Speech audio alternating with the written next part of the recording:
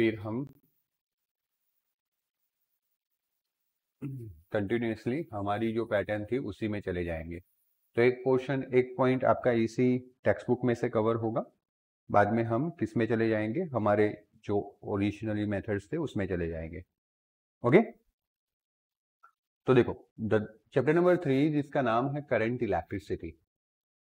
क्या नाम है? Current electricity. तो उसी के बारे में स्टार्ट करते हैं। तो चैप्टर नंबर 1 में या एक्चुअली में 2 में, दोनों chapter, all the charges whether free और बाउंड। ओके, चाहे वो चार्ज फ्री हो या तो फिर कैसे हो, बाउंड हो, they are considered to be at a rest position. हमने उनको कौन सी पोजिशन में माना? रेस्ट पोजिशन में माना। Charges in the motion constitutes an electric current. But जो चार्ज मोशन के अंदर होते हैं, अगर जब कोई पॉजिटिव चार्ज या नेगेटिव चार्ज मोशन करता है तो मोशन करने से उन करंट प्रोड्यूस होता है। क्या प्रोड्यूस होता है? Current. For me this chapter is very important. पहले तो वो मैं बता देता हूँ वाई, बिकॉज इसमें से 10 मार्क्स का मिनिमम पूछा जाता है। 8 to 10 मार्क्स का वेटेज है। मतलब समझ लो कि आपके सिलेबस का 10% तो यही चैप्टर लेके आता है। आया समझ में? और जैसे मैंने आपको बताया कि 1, 2 एंड 3 न्यूमेरिकल थ्योरी एमसीक्यू के साथ रेडी करो आप, तो 25 से 30 मार्क्स आपके आ सकते हैं आउट ऑफ टोटल 15 चैप्टर, और खास करके अभी के लिए 14 चैप्टर। सिर्फ 3 चैप्टर कर लो तो भी आपका 30% कवर हो गया। बाकी के चैप्टर बाकी बचे 4 से लेके 14, और 11 चैप्टर बाकी बचे। 11 चैप्टर करने से आपको 70% मिलेंगे, और ये 3 चैप्टर करने से आपको 30% मिलेंगे, है ना। और ये फॉलो किया जाता है, टेंशन मत लो। इतना तो मिनिमम 25 से 30% रहता है, प्लस और माइनस 5, बट इतना तो रहता है। ओके, और उसमें से अकेला ये कितना परसेंट बेयर करता है? 10%, 10 से 12, मिनिमम 10 तो सही। तो इसीलिए इस चैप्टर का इंपॉर्टेंस बढ़ जाता है। आया समझ में? चलो, तो जब चार्जेस मोशन में आ जाते हैं, तो what they are producing? They producing electric current, and such a current occurs naturally in a many situations. Lightning is one of such phenomena in which the charge flow from the clouds to the earth through the atmosphere and sometimes with the disastrous result. Okay? जैसे lightning की अगर हम बात करें तो lightning भी एक ऐसा फिनोमिनन है जिसमें चार्ज जो है वो क्लाउड में से नीचे आता है। हाँ, नीचे आता है क्लाउड में से, और वो इलेक्ट्रिक करंट जनरेट करता है। और आपने अभी लाइटनिंग के किस्से सुने ही है, मैंने 2-3 बार आपको याद करवाए भी है, और अभी मानसून चल रहा है तो हमने सुना भी। और एक बार फेमस इसलिए हो गए क्योंकि लाइटनिंग गुजरात में द्वारकाधीश के टेम्पल पे गिरी अभी रिसेंटली। Got it? तो वो एक इलेक्ट्रिक करंट क्रिएट करता है, और उससे डिजास्टर रिजल्ट्स होते हैं। लेकिन ह्यूमन बीइंग ने भी अपने आप को इम्प्रूव किया हुआ है। बड़े बड़े बिल्डिंग, जैसे कि हम द्वारकाधीश के टेम्पल की बात करें, डाकोर नहीं, सॉरी, द्वारका के अंदर।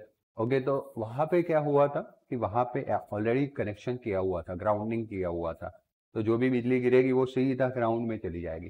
बट फिर भी सिर्फ फ्लैग को थोड़ा सा डैमेज हुआ था, है ना। सो दिस इज द थिंग, अगर हम कोई भी प्रिकॉशंस नहीं रखते तो डिजास्टर इफेक्ट क्रिएट हो सकते हैं। बीच में ये भी सुनने में आया था कि एक फार्मर अपने 2 बुलॉक के साथ खेत में काम कर रहे थे, तो उन पे गिरने से तीनों का डेथ हो गया। आया समझ में? तो वो डिजास्टर इफेक्ट क्रिएट करते हैं। The flow of charge in the lightning is not steady. सबसे मेन बात तो ये है कि जैसे हमारे घर में जो करंट आता है ना, that is very steady. Steady का मतलब होता है कि एकदम कांस्टेंट वैल्यू का करंट आता है। आया समझ में? बट ऐसे जो थंडरस्टॉर्म है या लाइटनिंग है, उसकी वजह से जो भी करंट क्रिएट होते हैं ना, वो स्टेडी नहीं होते हैं। Okay, but in our everyday life we see many devices where the charges flow in a which manner? Steady manner. Like a water flowing smoothly in a river. जैसे water एक river के अंदर smoothly flow कर रहा है। A torch and a cell-driven clock are the example of such devices. In a present chapter, we shall study some basic laws of concerning the steady current electricity. Okay, या electric current. हम सिर्फ और सिर्फ steady currents के बारे में पढ़ने वाले हैं। We are not going to discuss the complicated situations. Okay, only steady current. Only steady currents का मतलब क्या है बेटा? कि those phenomenon those with the steady value of the current.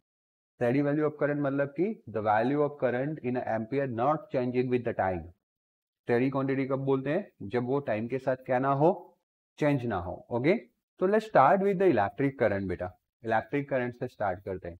Imagine a small area held normal to the direction of flow of charges. Okay, आपको एक surface area आपको held normal to the direction of flow of charges, मानो कि ऐसे charges flow कर रहे हैं from left to right. Okay, तो उसके नॉर्मली आपको एक एरिया कंसाइडर करना है। क्या कंसाइडर करना है? Area element. Okay, both positive and negative charges में flow forward and backward across this area. जो एरिया आपने कंसाइडर किया है, पॉजिटिव आगे भी जा सकता है, पीछे भी जा सकता है। लाइकवाइज नेगेटिव आगे भी जा सकता है, पीछे भी जा सकता है ना? Forward and backward motion possible है। In a given time interval T, let Q plus be the net amount the charge forward minus backward। Net amount of charge का क्या मतलब है? उस एरिया से फॉरवर्ड भी जाने वाला था, बैकवर्ड भी जाने वाला था। तो वही पॉजिटिव चार्ज जो फॉरवर्ड जा रहा है उसको हम पॉजिटिव मान रहे हैं, बट वही पॉजिटिव चार्ज जो बैकवर्ड जा रहा है हमें उसको नेगेटिव मान रहा है। तो फॉरवर्ड कितना गया, माइनस बैकवर्ड कितना गया, तो एक नेट चार्ज बचेगा। मानो कि फॉरवर्ड एंड बैकवर्ड दोनों सेम है, तो चार्ज कितना हो जाएगा? 0 हो जाएगा। आया समझ में? तो फॉरवर्ड माइनस बैकवर्ड का उसका नेट चार्ज, पॉजिटिव चार्ज कैसा है? Q plus. लाइकवाइज बेटा सिमिलरली ध्यान देना, okay, of the positive charge that follows in the forward direction across the area. Similarly negative charge Q minus with the net amount of the negative charge flowing across the area in the which direction? Forward। अब now listen carefully। अगर ये मेरा plan है, area है, बराबर, जिस direction को मैं पॉजिटिव डायरेक्शन मान रहा हूँ, तो फॉर पॉजिटिव चार्ज हमें इस डायरेक्शन में जितने भी पॉजिटिव चार्ज जा रहे हैं उसको हमें पॉजिटिव लेना होगा। कैसा लेना होगा? पॉजिटिव। आया समझ में? बट रिवर्स डायरेक्शन में अगर पॉजिटिव चार्ज आ रहा है तो नेगेटिव लेना पड़ेगा। अब अगर इलेक्ट्रॉन यानी कि नेगेटिव चार्ज इस डायरेक्शन में जा रहा है तो उसको नेगेटिव लेना पड़ेगा। पॉजिटिव को पॉजिटिव लिया था ना, उस डायरेक्शन में नेगेटिव को क्या लेना पड़ेगा? नेगेटिव। और पॉजिटिव को जिस डायरेक्शन में नेगेटिव लिया था उस डायरेक्शन में नेगेटिव को क्या लेना पड़ेगा? पॉजिटिव। उल्टा करना पड़ेगा। आया समझ में? बट इस तरह से भी फॉरवर्ड माइनस बैकवर्ड करके नेगेटिव चार्ज फाइंड कर लेंगे, तो एक पॉजिटिव वैल्यू आ जाएगा, दूसरा नेगेटिव वैल्यू आ जाएगा। आया समझ में? ये दोनों का समेशन कर लेंगे। Then the net amount of the charge flowing the cross या across the area in the forward direction in a time interval T is positive charge plus negative charge. But negative charge तो already negative होगा ना, आया ना? Net charge तो हमें क्या करना है? Positive charge plus negative charge. But minus plus क्या हो जाएगा? Minus. Okay, and this is proportional to the time T. अब ये जो अमाउंट ऑफ चार्ज है जो उस क्रॉस सेक्शन एरिया को क्रॉस या उस एरिया को क्रॉस कर रहा है, अब जितना टाइम ज्यादा देंगे उतना वो चार्ज कितना फ्लो होगा? ज्यादा फ्लो होगा। तो this is proportional to the time T for the which current? Steady current. And that's why the quotient, that means कि the current I is defined as Q by T। आपको पता है ना, 12th 10th में हमने पढ़ा था। Yes or no? So it's defined as, from this formula we can make a definition. Current is defined to be the, it is defined to be a current across the area in the which direction? Forward direction। Okay, we can make definition like that कि in a per unit time, T को हम 1 ले लेते हैं, charge, net charge flow across any cross section is defined as the current। उसी को हम क्या बोलते हैं? करंट बोलते हैं। If it turns to be a negative number, implies that current in a which direction? अगर मान लो कि ये जो अपने Q equals to Q plus minus Q minus किया था, अगर वो वैल्यू ही नेगेटिव आ जाती है, मतलब कि आपको ये समझना है कि आपने जिसको फॉरवर्ड डायरेक्शन माना है, जिस डायरेक्शन में आप करंट की डायरेक्शन मान रहे हो, वो गलत है। आपको अपोजिट डायरेक्शन में जाना है। कौन से डायरेक्शन में जाना है? अपोजिट डायरेक्शन में। क्लियर हुआ? है या ना? Good. Current are not always steady and hence more generally we define the current as follow। ये तो हमने बात की वो स्टेडी करंट के लिए बात की, लेकिन कभी कभी करंट स्टेडी नहीं होते। तो what we are going to define? We are going to define delta Q, change in the charge, be a net charge flowing across a cross section of conductor during the time interval delta T between the time T and T plus delta T। एक time T है, थोड़े time के बाद का time है T plus delta T। तो what is the change in time? Delta T, उस change in time में मानो कि पर्टिकुलर क्रॉस सेक्शन एरिया में से कितना करंट पास हो रहा है, सॉरी कितना चार्ज पास हो रहा है, delta Q. Then the current at a time t across the cross section area of cross section of the conductor is defined as the value of ratio of delta q to delta t. जो generally हम q by t लिखते थे ना steady current के लिए, वो क्या आ जाएगा, delta q by delta t. मतलब कि आपको डेल्टा वाला जब भी रेशियो आता है तो आपको 11th में पढ़ा है, वो आपको एवरेज वैल्यू देता है. कौन सा वैल्यू देता है, एवरेज. तो करंट का एवरेज वैल्यू हो गया आई एवरेज. कौन सा वैल्यू हो गया, I average equal to delta Q by delta T. Yes और नो, हुआ कि नहीं हुआ, got it. So this is delta Q by delta T. But अगर मुझे कोई इंस्टेंटेनियस करंट चाहिए, एकदम पर्टिकुलर टाइम पे करंट चाहिए, तो मुझे इसका लिमिट लेना पड़ेगा. क्या लेना पड़ेगा, लिमिट. देखो, for instantaneous current at time T I will take to limit delta T tends to 0, delta Q by delta T, and then this formula is converts into dq by dt. किसमें convert हो जाएगा, dq by dt. ऐसा unit of the current, you know that there are 7 fundamental quantities in 11th science, आपने पढ़ा है, yes और no. And out of this 7 fundamental quantity current is one of them. Current था ना उसमें, और current का ऐसा यूनिट क्या है, ampere. An ampere is defined through a magnetic effect of current that will be study in the following chapter. क्या बता रहा है, अगर मेरे पास, अगर आप 11th में पढ़े हो तो मैंने आपको वो टेबल पढ़ाया था यूनिट्स का फिजिक्स के अंदर, चैप्टर नंबर 2. और एम्पियर की डेफिनेशन हमने बोली थी कि दो पैरेलल करंट, इनफाइनाइट लेंथ वाले दो पैरेलल करंट कैरिंग वायर को 1 मीटर दूर रखा जाए एक दूसरे से, और वैक्यूम के अंदर रखा जाए. तो पर मीटर, लेंथ ऑफ पर मीटर 1 मीटर, अगर उनके ऊपर 2 पाई क्रॉस 10⁻⁻7 न्यूटन फोर्स लगता है, तो जो दोनों में से सेम करंट पास हो रहा था, वो करंट कितना एम्पियर है, 1 ampere. That is the definition जो आपने है ना 11th साइंस के अंदर टेबल के अंदर पढ़ा था, यूनिट्स वाला जो टेबल था ना, यस और नो, वहां पढ़ा था. अगर नहीं भी याद है तो आगे हम पढ़ने वाले हैं, मैग्नेटिक इफेक्ट के थ्रू जनरेट होने वाला है. आया समझ में, तो आगे 5th चैप्टर में हम पढ़ने वाले भी हैं. An ampere is the typically order of magnitude of current in the domestic appliances. हमारे जो भी डोमेस्टिक अप्लायंसेस है, जैसे आप मोबाइल का चार्जर भी ले लो, 1 एम्पियर 2 एम्पियर, और अभी तो बड़े जो टर्बो चार्जर आ गए 5 एम्पियर का करंट होता है. ओके, हैवी अप्लायंसेस ले लो, जैसे एसी है, फ्रिज है, उसमें 16 एम्पियर्स के करंट लिमिट होते हैं, यस और नो. तो डोमेस्टिक अप्लायंसेस में हम एम्पियर वाला यूज करते हैं. Average lighting carries a current order of 10,000 amperes. अगर लाइटनिंग की बात करें तो लाइटनिंग में एवरेज करंट जो है वो 10,000 एम्पियर जितना होता है. And other extreme currents in the our nerves are in a, okay, at the other extreme, मतलब कि दूसरे एंड पे अगर देखा जाए तो currents in our nerves are micro ampere. हमारे बॉडी में भी इलेक्ट्रिकल इंपल्सेस जनरेट होते हैं सेंसेशन के दौरान. Okay, and that impulses is order of which ampere, micro amperes, मतलब 10⁻⁻6 amperes. Okay, have you any doubt up to now, please tell me. Online students, good.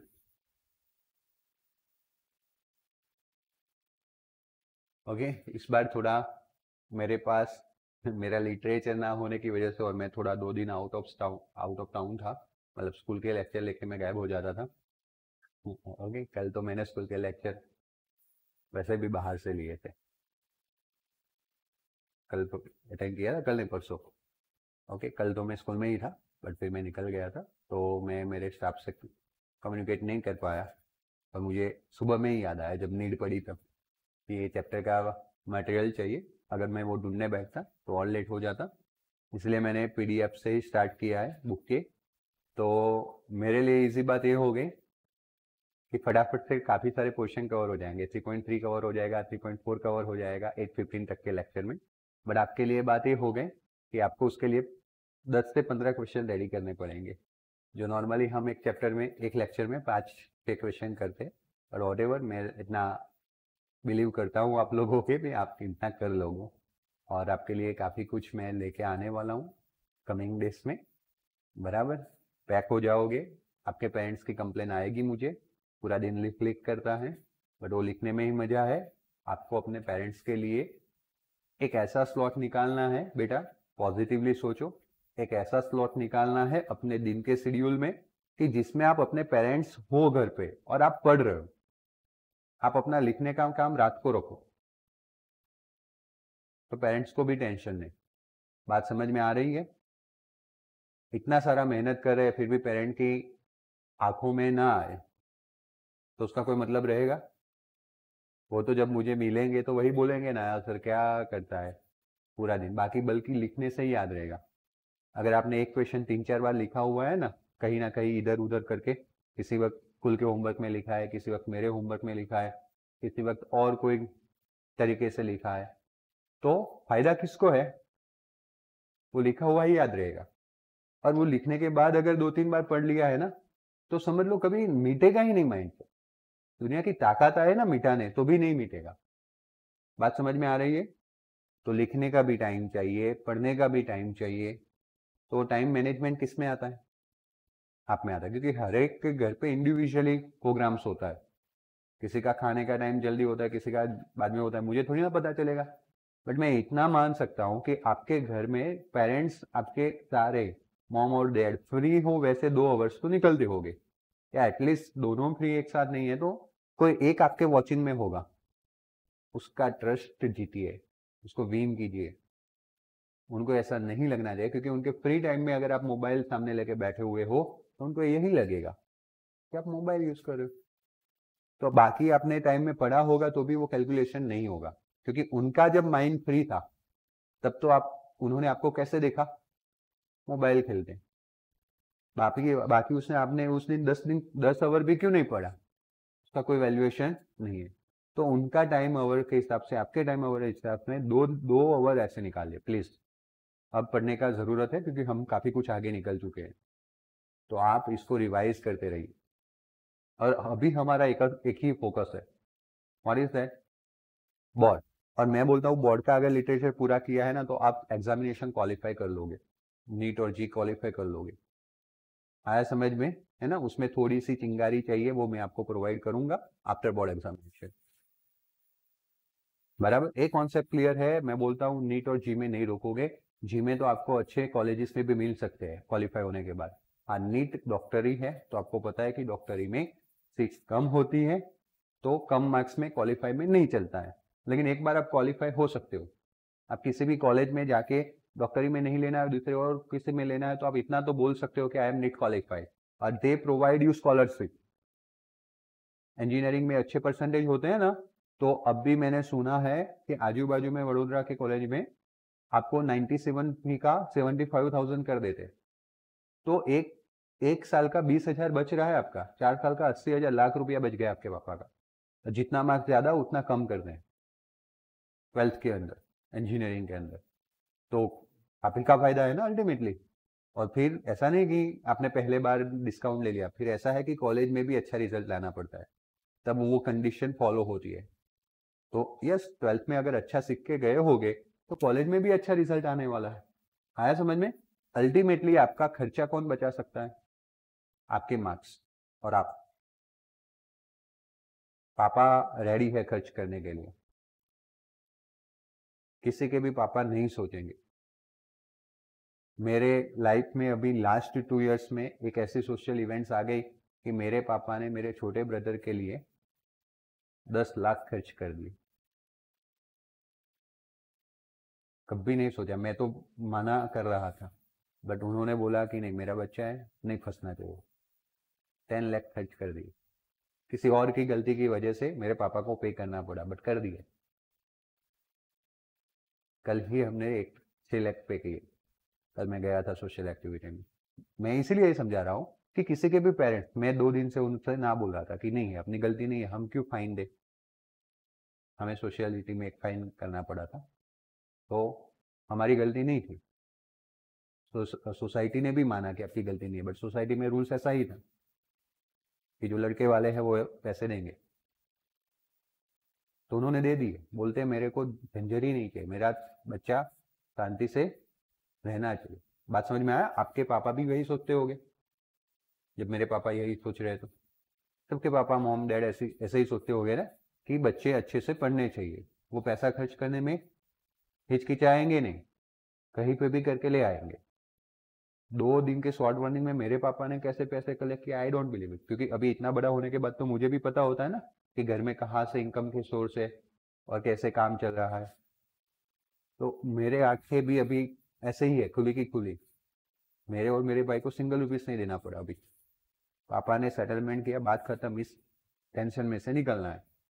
तो आपके पापा भी आपके कॉलेज की फीस पे करने के बाद कहीं ना कहीं से तो ले आएंगे, बट हम उन पे ये प्रेशर क्यों डालें जब तक हमारे हाथ में है। बचा सकते हैं ना प्रेशर में से, अच्छे मार्क्स लाओ। साल मैंने देखा है, अभी मैं थोड़ी एडमिशन प्रोसेस चल रही है, तो मैंने कुछ बच्चों को भी गाइड किया है, कुछ बच्चों ने भी मुझे आके बताया कि सर ऐसा होता है। देन और एवं मैं भी जब इंजीनियरिंग में था, मास्टर्स ऑफ एजुकेशन कर रहा था, बराबर, तो मेरे परसेंटेज देख के मुझे 1 साल का फीस माफ किया था।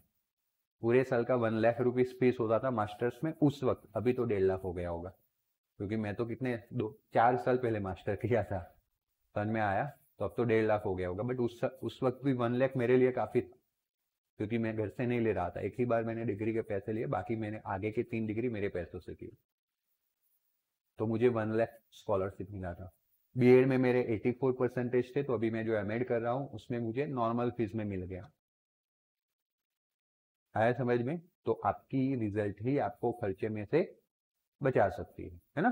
तो ऑनलाइन स्टूडेंट्स को भी ये, मतलब सबके लिए ही था, बट ऑनलाइन ने थोड़ा ध्यान दिया हो, तो आपको मैं बता रहा था कि अपने पेरेंट्स को भी ऐसा लगना चाहिए। अब देखो, पेरेंट्स के दिमाग में आपके लिए गलत बिलीफ हो, रॉन्ग बिलीफ हो कि यार कुछ पढ़ा ही नहीं इसने, लिख लिख ही किया, और फिर पैसे खर्च करने हो ना तो उनको ज्यादा दुख होगा।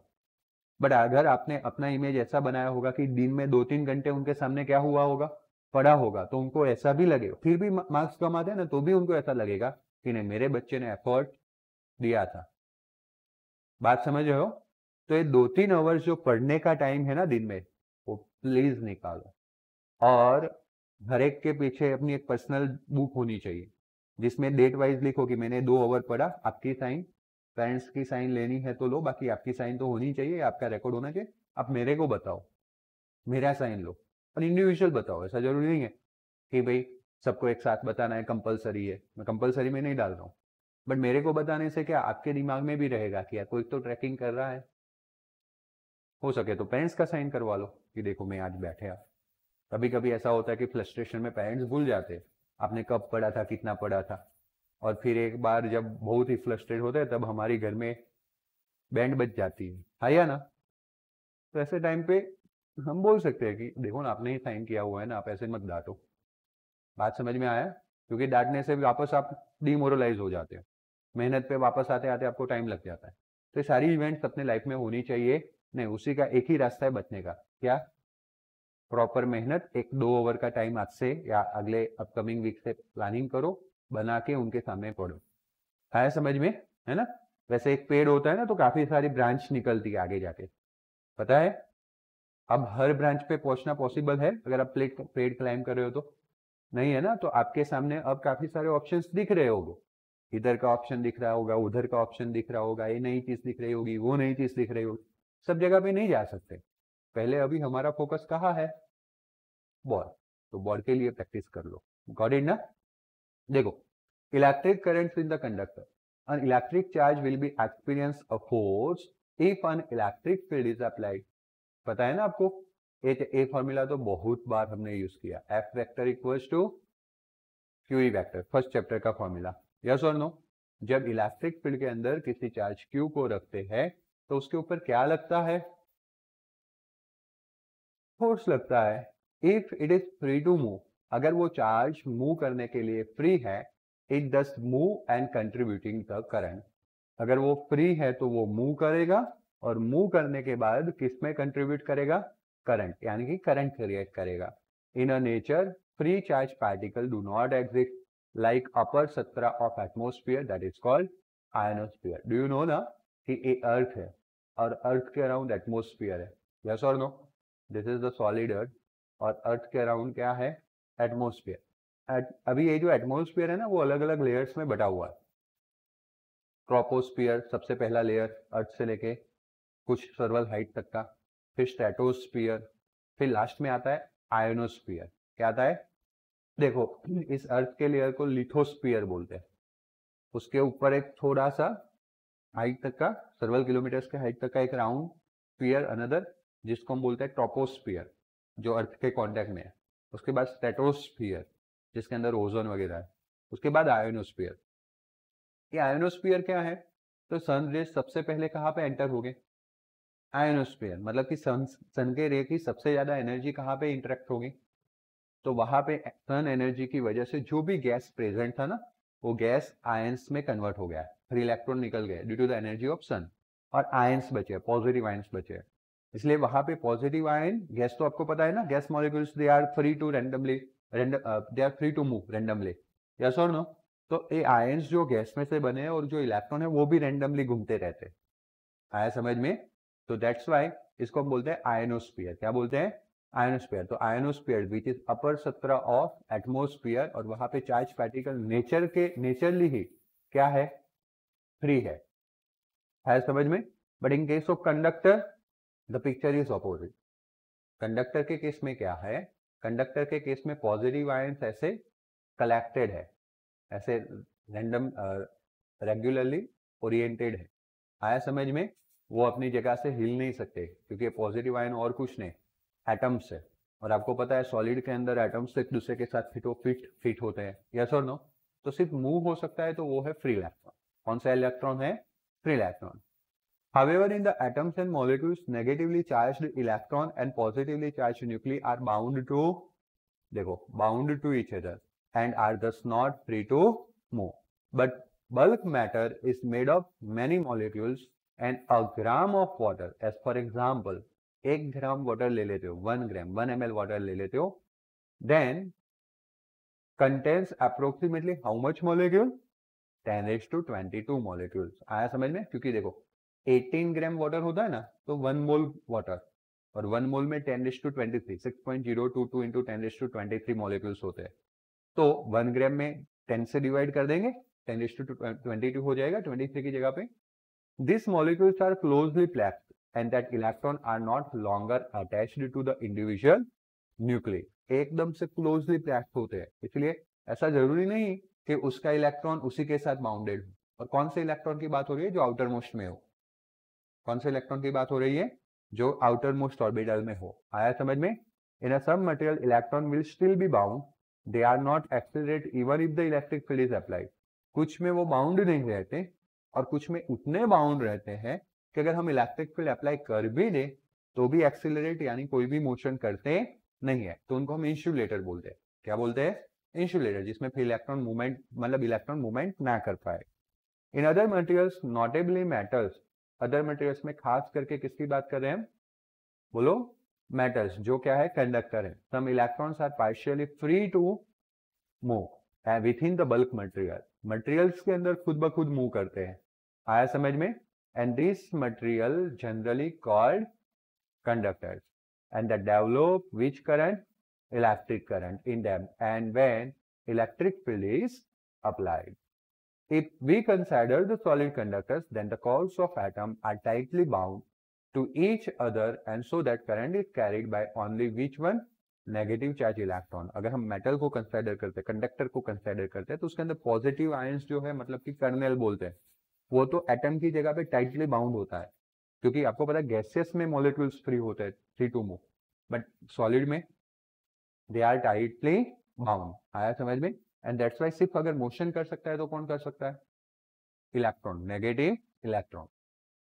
There are however other types of conductors like electrolytic solution.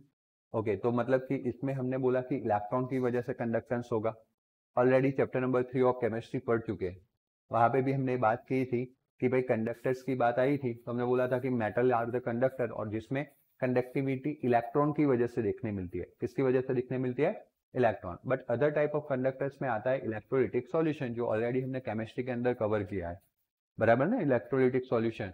तो वहां पे अगर हम देखें तो positive and negative charge both can move in our, both can move, positive and negative charge दोनों वहां पे मूव कर सकते हैं। आयंस के थ्रू हमें इलेक्ट्रिसिटी दिखने मिलती थी। Got it?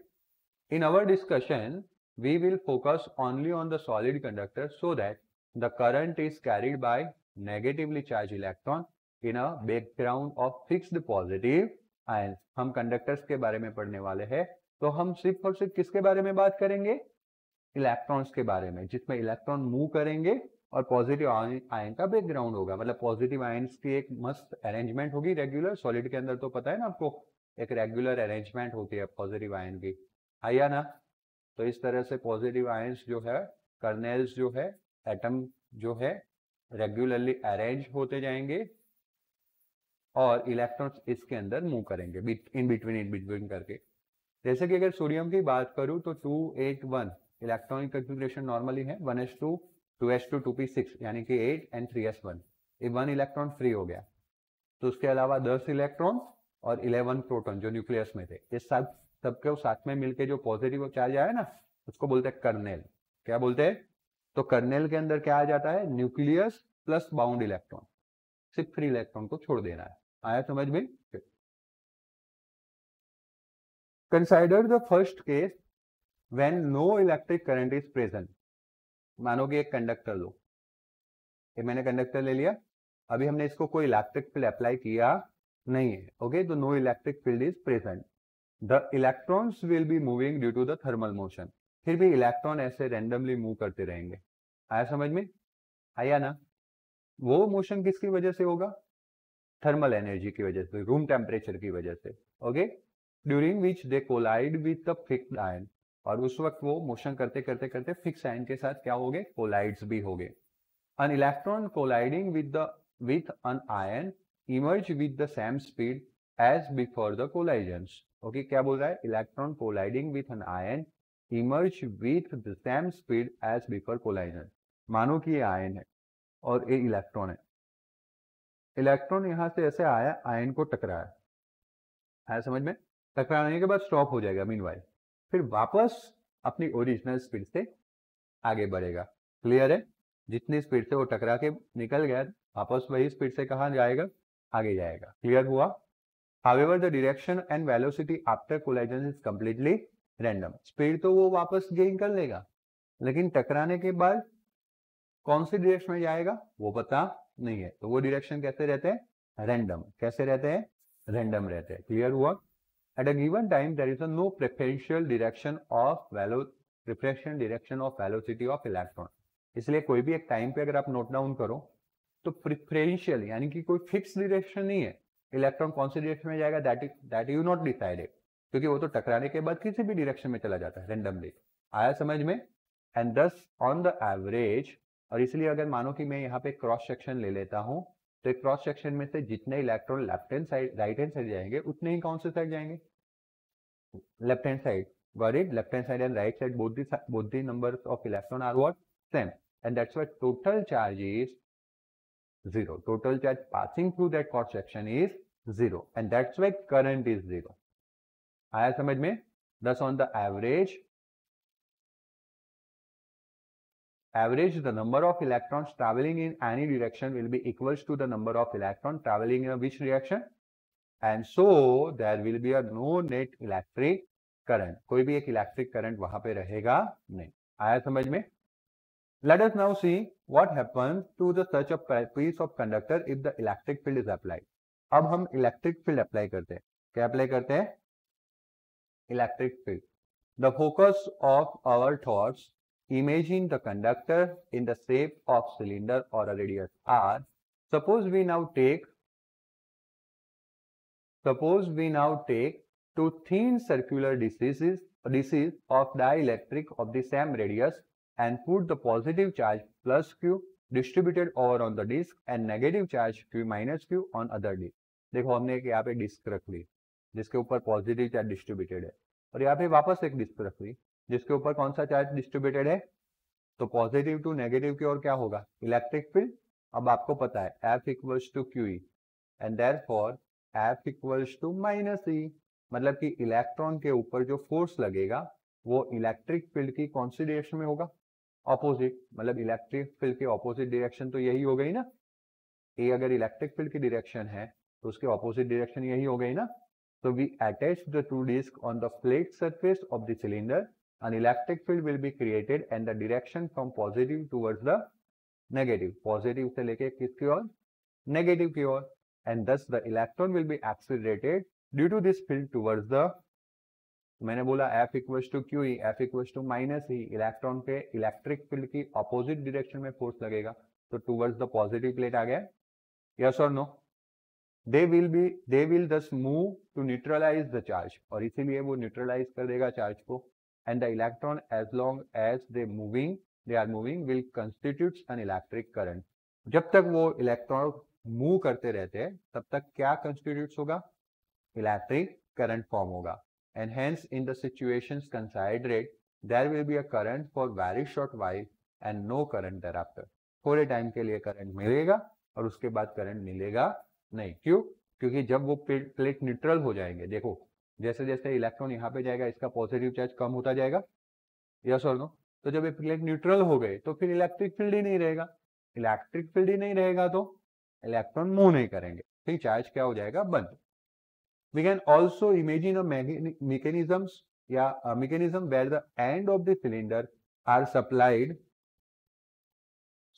with the fresh charge to make up for any charge neutralized by electron moving inside the conductor, and in that case there will be a steady electric field in the body of conductor. हम ऐसा भी कर सकते हैं कि इसको हम battery के साथ ज्वाइन कर सकते हैं, आया समझ में?